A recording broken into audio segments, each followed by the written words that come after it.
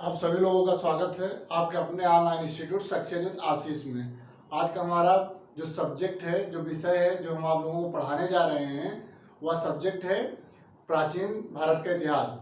प्राचीन भारत के इतिहास से संबंधित हम आप लोगों को प्रतिदिन पढ़ा रहे हैं और इस प्रतिदिन के जो क्लास का हमारा जो श्रृंखला है, उस श्रृंखला में आज का हमारा चौथा क्लास है।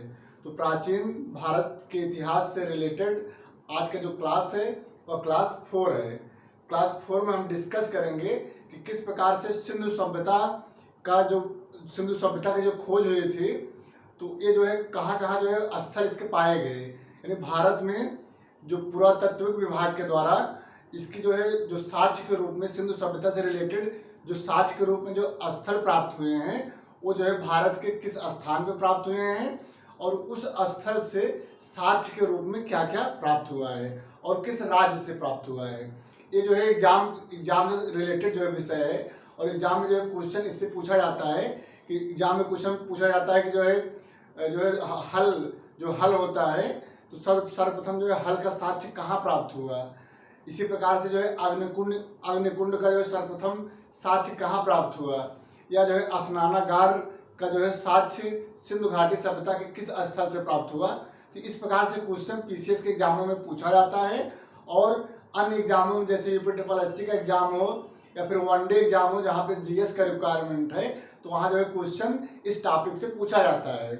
इसके पहले वाले क्लास में हम डिस्कस किए हैं कि सिंधु सभ्यता का जो है विकास किस प्रकार से हुआ और यह जो है भारत में किस स्थान पे जो है इसका जो है उद्भव हुआ था। तो जो है सिंधु घाटी सभ्यता का जो विकास हुआ था वह भारत के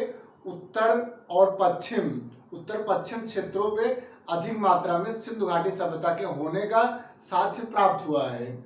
लेकिन इसका जो विस्तार है वह जो है उत्तर में जम्मू कश्मीर से लेकर के दक्षिण में महाराष्ट्र और पश्चिम में बलूचिस्तान से लेकर के पूर्व में जो कि उत्तर प्रदेश के मेरठ जिला तक इसका जो है विस्तार क्षेत्र पाया जाता है। तो इससे संबंधित हम ऑलरेडी इसके पहले वाले क्लास में हम आप लोगों को पढ़ा चुके हैं। उसमें ये जो है जो बेसिक जो कॉन्सेप्ट थे सिंधु घाटी सभ्यता से रिलेटेड जो फैक्ट इंपॉर्टेंट थे, इसको हम इसके पहले वाले क्लास में हम डिस्कस कर चुके हैं।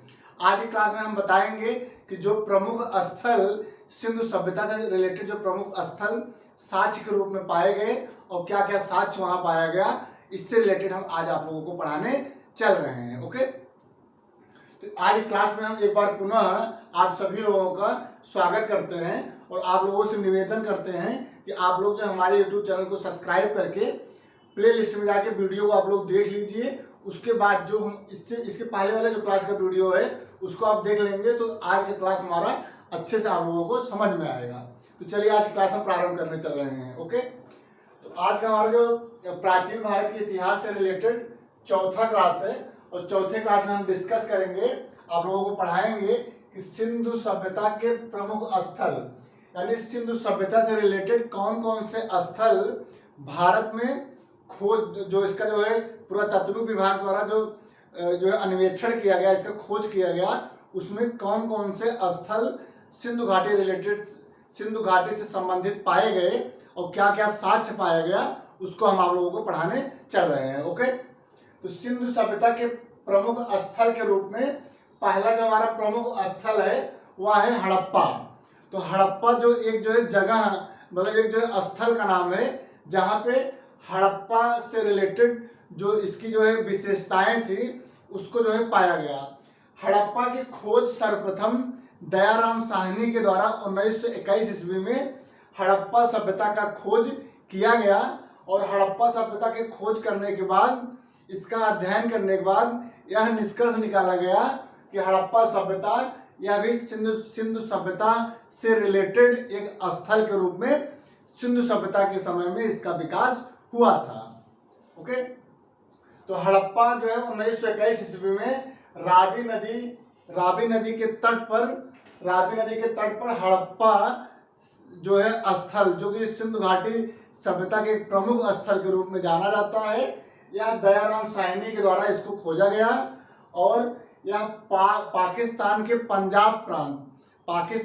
पश्चिम पंजाब प्रांत में मांडगोमरी जिले में हड़प्पा स्थल का खोज दयाराम साहनी के द्वारा 1921 ईस्वी में किया गया था। ओके, तो ये जो है फाइव के रूप में एग्जाम में पूछा जाता है कि हड़प्पा स्थल का खोज किसके द्वारा किया गया और कब किया गया और यह कहाँ स्थित है। तो इसको आप लोग अपने कॉपी में नोट कर लीजिएगा।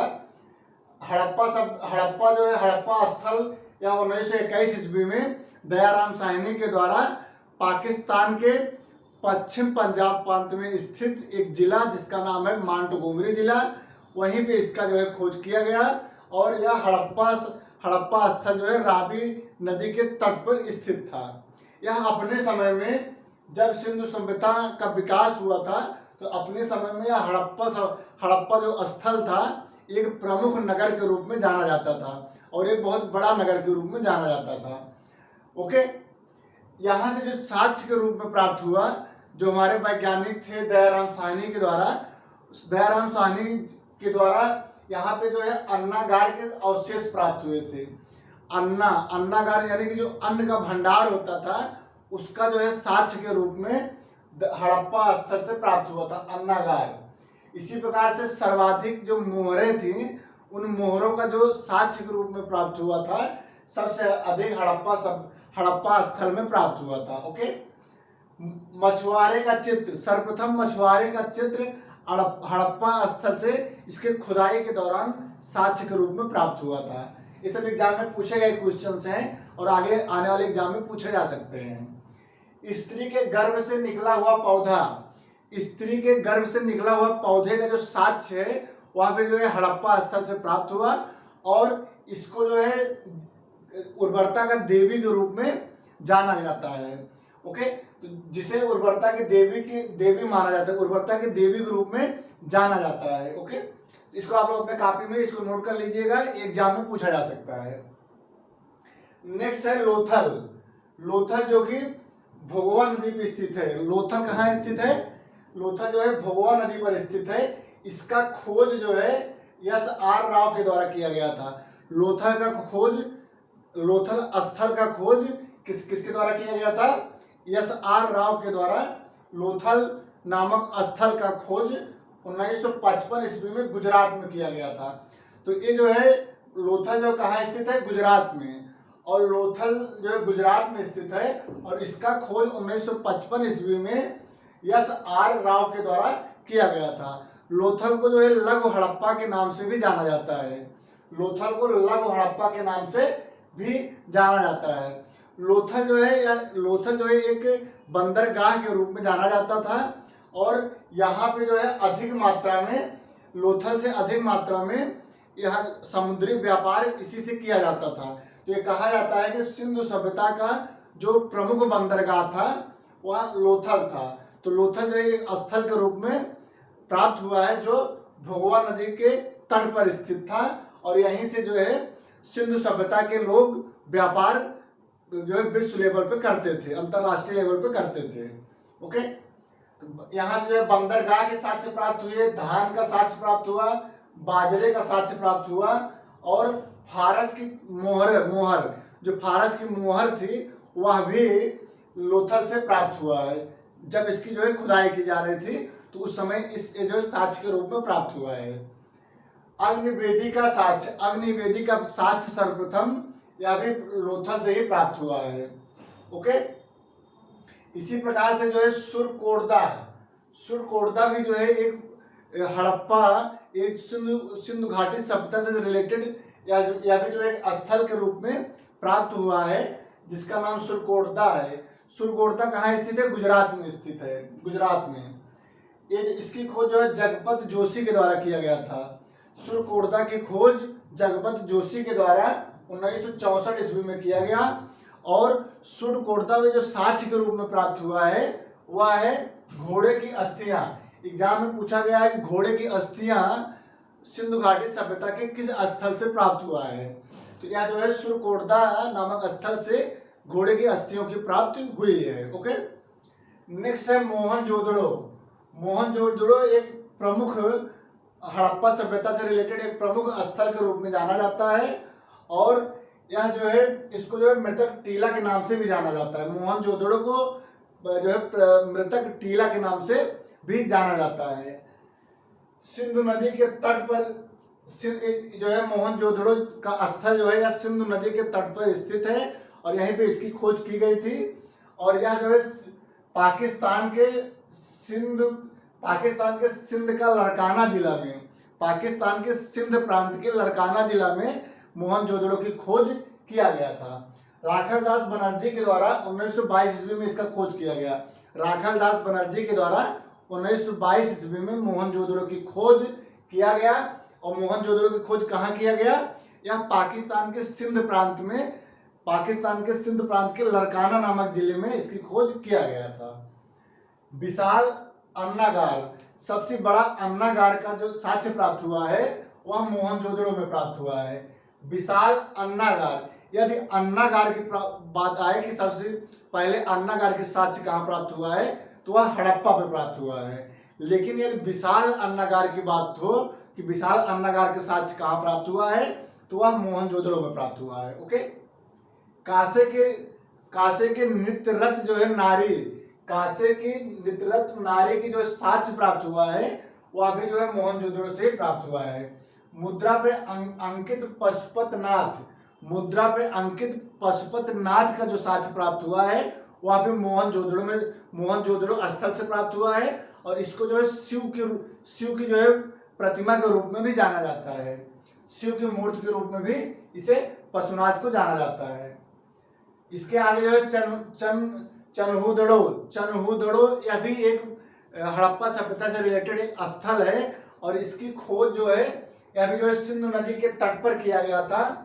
और इसकी खोज 1931 ईस्वी में एम जी मजूमदार के द्वारा चन्हुदड़ो की खोज किया गया था। तो चन्हुदड़ो की खोज 1931 ईस्वी में एम जी मजूमदार के द्वारा पाकिस्तान के सिंध प्रांत में इसकी खोज किया गया था। बक्राकार ईंटें और दुर्ग का अस्तित्व यहाँ पर नहीं पाया गया था।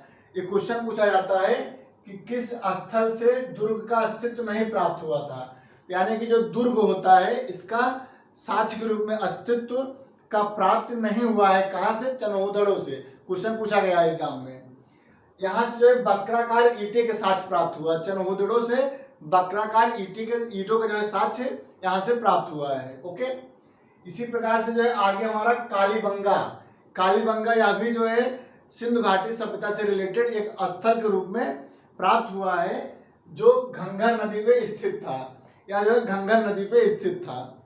इसकी खोज एक घोष के द्वारा, कालीबंगा की जो खोज किया गया था वह जो है एक घोष के द्वारा किया गया था। एक घोष के द्वारा 1953 ईस्वी में राजस्थान राज्य में इसका खोज 1953 ईस्वी में किया गया था। तो कालीबंगा कहाँ स्थित है? कालीबंगा राजस्थान में स्थित है, जहाँ से जो है राजस्थान से कालीबंगा जो कि एक सिंधु घाटी सभ्यता से रिलेटेड एक स्थल है, उसकी जो है इसकी खोज जो है 1953 ईस्वी में एक घोष के द्वारा किया गया था। ओके, एक घोष के द्वारा 1953 ईस्वी में राजस्थान में कालीबंगा स्थल की खोज किया गया था। जुते हुए खेत, जो जुता हुआ खेत होता है, जुते हुए खेत का जो साक्ष्य होता है इसकी प्राप्ति कालीबंगा नामक स्थल से साक्ष्य के रूप में किया गया है। तो जुते हुए खेत का साक्ष्य और अग्निकुंड और युगल समाधि इससे संबंधित जो साक्ष्य प्राप्त हुआ है वह भी कालीबंगा नामक स्थल से प्राप्त हुआ है। तो युगल समाधि, अग्निकुंड और जुते हुए खेत का साक्ष्य कालीबंगा से प्राप्त हुआ है।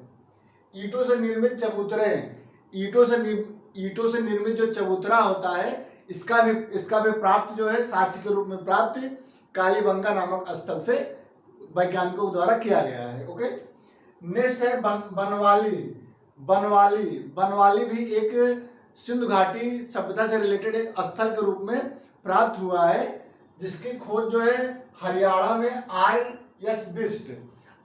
बिष्ट के द्वारा हरियाणा में इसकी खोज 1973 ईस्वी में किया गया था। तो बनवाली का खोज कहाँ किया गया? हरियाणा में। किसके द्वारा? आर.एस. बिष्ट के द्वारा इसकी खोज 1973 ईस्वी में किया गया था। ओके, तो बनवाली की खोज हरियाणा में किया गया और इसकी खोज आर.एस. बिस्ट के द्वारा 1973 ईस्वी में किया गया। जो साक्ष्य के रूप में यहाँ पे प्राप्त हुआ, बनवाली में जो प्रमुख साक्ष्य के रूप में प्राप्त हुआ है वह है खिलौने के रूप में हल्की आकृति की प्राप्ति बनवाली नामक स्थल से हुआ है। एक क्वेश्चन बहुत पूछा जाता है कि खिलौने के रूप में हल जो है एक खिलौने के रूप में इसकी आकृति की प्राप्ति का किस सिंधु घाटी सभ्यता के स्थल से प्राप्त हुआ है? तो यह जो है बनवाली से। ओके, तो बनवाली से खिलौने बनवाली से जो खिलौने के रूप में हल्की जो बनावट है वह एक खिलौने के रूप में बनवाली से प्राप्त हुआ है। ओके, तो खिलौने के रूप में हल्की आकृति की प्राप्ति बनवाली में हुआ है और बनवाली यह हरियाणा में स्थित है, जिसका खोज बनवाली का खोज आर.एस. बिस्ट के द्वारा 1973 ईस्वी में किया गया था। तो आज की क्लास में हम आप लोगों से डिस्कस किए हैं, पढ़ाए हैं आप लोगों को, जिसमें जो है सिंधु घाटी सभ्यता से रिलेटेड जो प्रमुख स्थल की जो है खोज किया गया, इससे रिलेटेड हम आज आप लोगों को पढ़ाए हैं। क्योंकि सिंधु घाटी से रिलेटेड जो स्थल खोज के रूप में प्राप्त हुए हैं, यह एग्जाम में यहाँ से जो एग्जाम में क्वेश्चन के रूप में आप लोगों से पूछा जाता है। तो हमारे एग्जाम के दृष्टिकोण से सिंधु घाटी सभ्यता एक इम्पॉर्टेंट टॉपिक था, एक इम्पॉर्टेंट चैप्टर था, जिसको हम जो है आज आप लोगों को प्रमुख जो यहाँ से क्वेश्चन पूछे जाते हैं, जो फैक्ट के रूप में क्वेश्चन जो आप लोगों से अधिकतर क्वेश्चन पूछे जाते हैं फैक्ट के रूप में, उसको हम आज यहाँ पे डिस्कस किए हैं। अब अगले क्लास में हम आप लोगों को बताएंगे कि सिंधु घाटी सभ्यता से रिलेटेड जो वहाँ की जो राजनीतिक व्यवस्था थी, आर्थिक व्यवस्था थी और जो सामाजिक व्यवस्था थी, उसको हम अगले क्लास में डिस्कस करेंगे। आज क्लास में इतना ही। ओके, आप लोगों से रिक्वेस्ट है कि आप लोग प्लीज़ हमारे वीडियो को आप लोग देखिए और वीडियो को देख करके वीडियो को जो है लाइक करिए और हमारे वीडियो को शेयर करिए और हमारे यूट्यूब चैनल को सब्सक्राइब करके बगल में बेल आइकन है, इसको आप लोग प्रेस कर दीजिएगा, जिससे प्रेस करने के बाद जिससे आप लोगों को जो डेली क्लासेस हम पढ़ाते हैं उसका नोटिफिकेशन आप लोगों को समय समय से प्रतिदिन आप तक पहुंच सके आसानी से। ओके, तो आज क्लास में इतना है। आप लोगों को हमारे वीडियो कैसा लगा आप लोग कमेंट के माध्यम से बताइएगा। आज की वीडियो देखने के लिए आप लोगों को बहुत बहुत धन्यवाद। Thank you so much.